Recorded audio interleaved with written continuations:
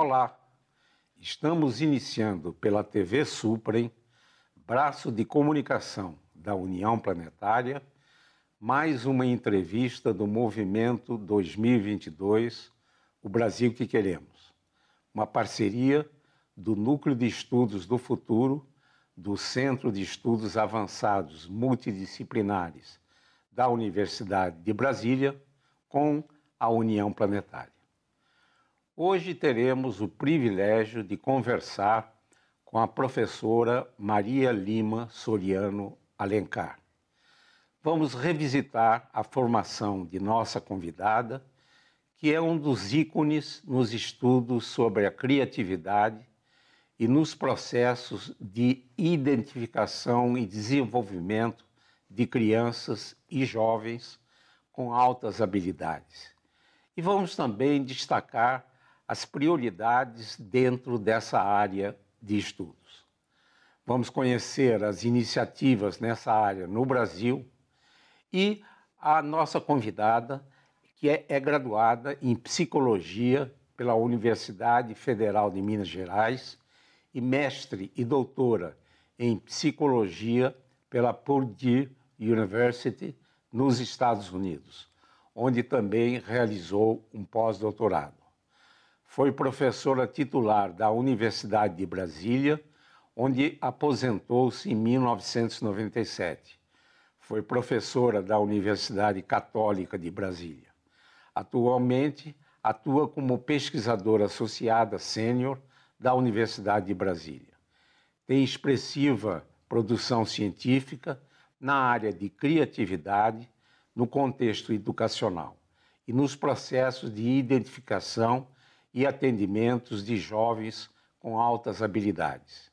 Publicou 178 artigos em revistas científicas, 56 capítulos de livros e 24 livros. Recebeu inúmeras homenagens, das quais eu destaco: professora emérita da Universidade de Brasília, personalidade feminina de destaque do Congresso Brasileiro de Educação para Altas Habilidades, Superdotação, e o prêmio Harry Pessel International Award for Leadership in Gifted Education do World Council on Talented Children. Muito obrigado, professora Eunice Soriano Alencar, por ter aceito ao nosso convite. Na minha primeira indagação, pediria para revisitar a sua formação. Quero inicialmente agradecer pelo convite para estar aqui participando deste programa. Bem, eu me graduei no bacharelado e licenciatura na Universidade Federal de Minas Gerais. Na época, eu era monitora da disciplina Psicologia Médica da Faculdade de Medicina da UFMG. No ano seguinte, quando cursava a formação de psicólogo, eu tive o privilégio de iniciar a minha carreira docente como instrutora de ensino daquela disciplina, Psicologia Médica, na Faculdade de Medicina. Não muito tempo depois, em 1969, eu iniciei um programa de mestrado e doutorado na Universidade de Purdue, nos Estados Unidos, e tive como orientador o professor John Feldhusen. O professor Feldhusen, ele era um grande líder da área das altas habilidades, superdotação, criatividade. Foi um membro ativo da diretoria da National Association for Gifted Children, editor da principal, que eu considero a principal revista da área. E tive também a felicidade de ter como professor, desde o meu primeiro semestre, o professor Donald Treffinger, que é um dos nomes mais conhecidos da área de criatividade.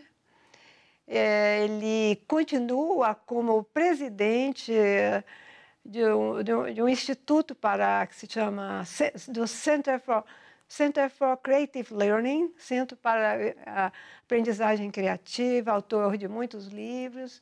E esses dois professores me fizeram apaixonar por esses dois temas, altas habilidades, superdotação, talento, criatividade. E é uma paixão que continua viva e cada vez mais forte desde então. Em 1972, eu iniciei minhas atividades na Universidade de Brasília. Eu tenho grande gratidão pela Universidade de Brasília. Ela abriu 1000 possibilidades de crescimento e eu tenho, desde o meu início na UNB, em 72 até os dias atuais, me empenhado na produção do conhecimento, na disseminação do conhecimento e também na formação de professores. Eu fui do CNPq, eu fui do comitê assessor, eu fui coordenadora do comitê assessor de psicologia da UNB, sobre esses dois temas, criatividade, superdotação, atuando especialmente na formação de professores. Eu considero o professor, como já comentei com o senhor, um profissional da maior importância na sociedade, que tem um poder imenso em suas mãos de ajudar o aluno a se conhecer, a crescer, a desenvolver o seu potencial, como também, muitas vezes, de minar a confiança do aluno nele mesmo. Professor Eunice, a criatividade, que é uma das áreas de seus trabalhos de pesquisa, poderia indicar essa importante área e como ela estimula o processo educacional? Eu diria o seguinte, que hoje, como é do conhecimento de todos, a criatividade é uma habilidade de sobrevivência. Nesse século, marcado por tantas turbulências, imprevisibilidade, mudanças que vêm ocorrendo no ritmo exponencial, gerando grandes desafios, problemas que não temos como antecipar. Então, o desafio da educação é preparar o aluno para o desconhecido. Profissões que nós não sabemos quais serão no futuro, tecnologias que estão por inventar, problemas imprevisíveis que exigem por soluções criativas. Então, a criatividade ela é da maior importância. E como desenvolver esse potencial? O que a escola poderia fazer para desenvolver esse potencial? O que poderíamos nós fazer para facilitar o desenvolvimento do potencial criador, que é algo inerente ao ser humano? Todo ser humano é criativo. E que, infelizmente, nós constatamos que há ainda muitas ideias errôneas sobre criatividade. Por exemplo, não é raro eu escutar: Eunice, eu não tenho a menor criatividade. Certo? Então, essa é uma ideia errônea que está muito presente ainda. A ideia de que a criatividade é algo presente em apenas alguns indivíduos, associando somente aos grandes inventores, a pessoas especiais, ao que nós chamamos de criatividade com C maiúsculo. E esquecendo que a criatividade permeia todas as nossas atividades, ou pode permear todas as nossas atividades. Ou ainda aquela ideia de lampejo de inspiração. É um lampejo de inspiração que ocorre sem uma razão explicável, eureka do Arquimedes, por exemplo. Associam essa ideia. Então, há muitas ideias errôneas. Por conta disso, eu tenho utilizado, eu trabalho com formação de professores, e nos nossos programas de formação de professores, nós nos baseamos em um modelo que eu construí, com base em pesquisas, com base no conhecimento de programas disponíveis em outros países, com base em observação em sala de aula. Eu fui professora da disciplina Psicologia Escolar e vi muitas coisas que me incomodavam na sala de aula e que o professor, às vezes, não tinha consciência do poder da sua palavra. E esse modelo, ele contempla 5 dimensões. Uma das dimensões são as habilidades cognitivas que se associam ao pensamento criativo, tipo fluência e originalidade. Quer dizer, nós sempre lembramos que quantidade de ideias gera qualidade de respostas. Se você quer ter uma boa ideia, pense em muitas ideias. Então, há várias dicas que nós poderíamos dar de como ter boas ideias. Então, são habilidades cognitivas que devem ser estimuladas em sala de aula. Uma segunda dimensão são os atributos de personalidade que nós devemos cultivar se nós desejamos fazer uso mais pleno do nosso potencial. Com persistência, é um traço importantíssimo. Autoconfiança, você acreditar em você mesmo. A coragem para expor uma nova ideia. Eu me lembro aqui das palavras do Erich Fromm, que ele disse: sem coragem, sem fé, a criatividade não existe. Porque existem muitas armas para matar uma nova ideia, então eu preciso coragem para expor uma nova ideia. E confiança, você tem que acreditar em você mesmo, senão você vai abortar muitas das suas ideias. Nós devemos também reduzir alguns bloqueios, barreiras, especialmente bloqueios emocionais, como o medo de errar, o medo do fracasso, o medo do que o outro vai pensar das nossas ideias. E eu que estudo educação comparada e acompanho educação em diferentes países, eu gostaria de citar aqui, por exemplo, as 5 regras do bom aluno, que eram praticadas em escolas de um dos países da Ásia, eu não me recordo nesse momento, mas essas são regras muito importantes. Por exemplo, a primeira delas, eu sou capaz. Nós temos que mentalizar, eu sou capaz. Todo ser humano é capaz. Eu vou fazer o melhor possível, buscar fazer o melhor possível o que temos que fazer. Eu vou continuar tentando até ser bem-sucedido no que faço. Não desistir diante do primeiro obstáculo.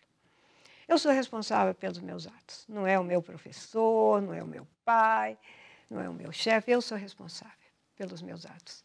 E a quinta regra, que eu acho muito importante de ser lembrada aqui, eu aprecio um trato cordial.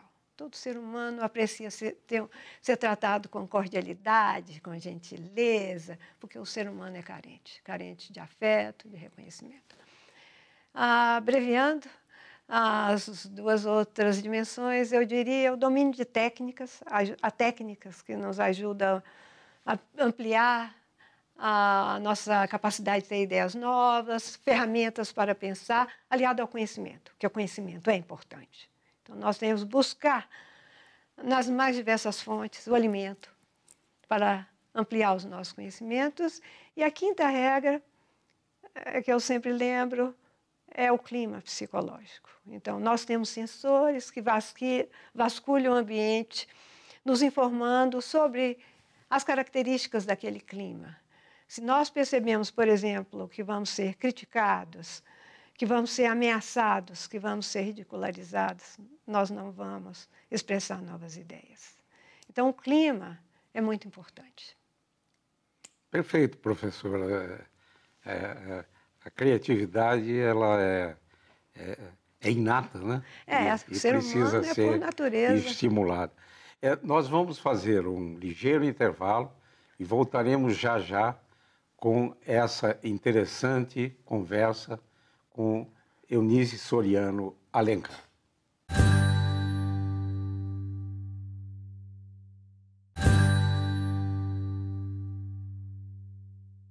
Voltamos com essa conversa com a professora Eunice Soriano Alencar, professora emérita da Universidade de Brasília. Professora Eunice, segundo a Organização Mundial de Saúde, cerca de 4% de crianças e jovens possuem uma alta habilidade. Qual a importância na identificação desses talentos e quais seriam os caminhos para o seu desenvolvimento? Bem, de maior importância para qualquer país a inteligência superior dos seus cidadãos, a importância de se investir no talento, seja ele intelectual, artístico, ou na área de esportes. O ideal seria que essa identificação fosse o mais cedo possível. Nos programas, por exemplo, eu conheço bem os programas norte-americanos, que eu já estive inúmeras vezes em diversas universidades americanas. Nos programas das universidades americanas, é comum alunos, a partir de 4 anos, serem identificados e com a oportunidade de desenvolver um programa direcionado ao desenvolvimento do seu potencial. Então, o ideal seria que essa identificação fosse o mais cedo possível. Há programas, por exemplo, na área de talento matemático, que quando os alunos de 12 anos têm sido identificados e sendo convidados para participar na universidade de cursos, especialmente no período de férias, que lhes permitem desenvolver, aproveitar esse seu potencial superior na área de matemática. O que eu sempre lembro é que não basta identificar, não basta aplicar um teste, seja ele, por exemplo, de inteligência, um teste específico, numa área específica, na área verbal, na área de raciocínio abstrato. O mais importante é propiciar condições para que esse potencial possa se desenvolver. Em termos do Brasil, há muitos programas interessantes, que alguns deles em vigor já há mais tempo. Por exemplo, no Distrito Federal, o programa da Secretaria de Educação, ele teve início ainda na década de 70. E hoje ele atende a cerca de 1.800 estudantes em 2 áreas específicas, que seria o talento acadêmico e o talento artístico, em diferentes regiões administrativas do Distrito Federal. Mas há vários outros programas no Brasil muito interessantes, muito bons, como, por exemplo, em São Paulo, o SMART, que é um instituto que foca o aluno de baixa renda, porque nós vivemos numa sociedade perversa.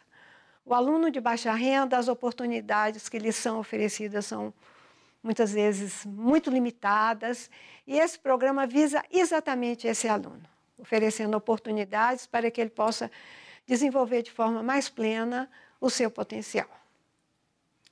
Professora, eu gostaria que analisasse com maior profundidade as políticas públicas no Brasil para a superdotação e se teríamos modelos fora do Brasil a adaptar dentro dessa área de identificação e desenvolvimento de talentos.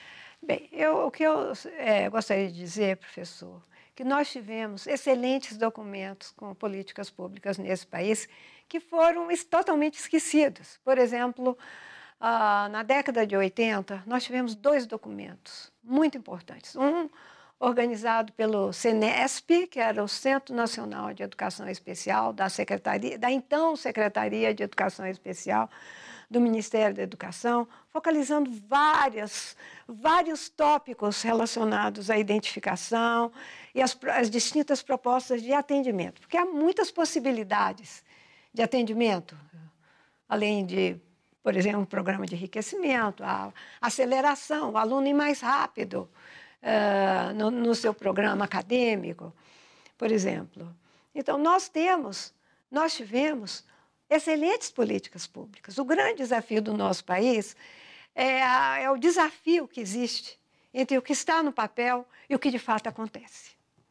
Então, esse é o grande desafio. É bem verdade que nós estamos num país gigantesco, são muitos Brasis nesse Brasil, com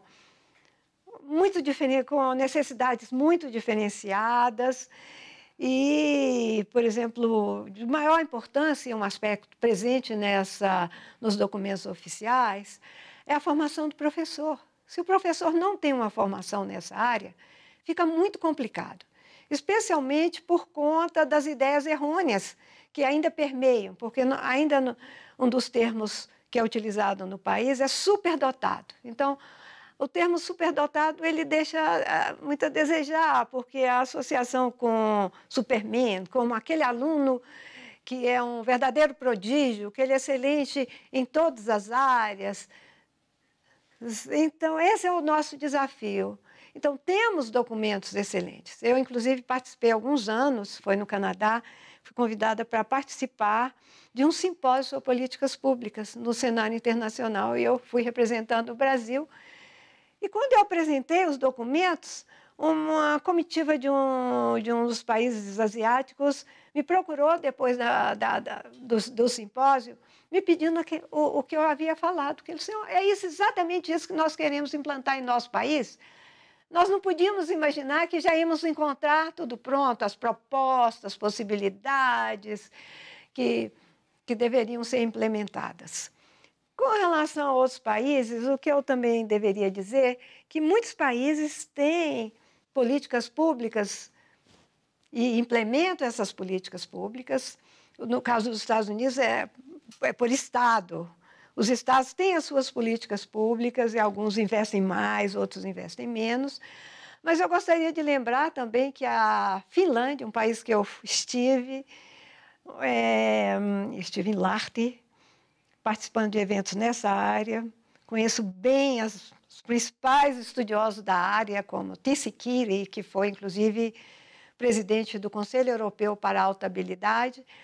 A Finlândia não tem políticas públicas, não tem uma definição oficial.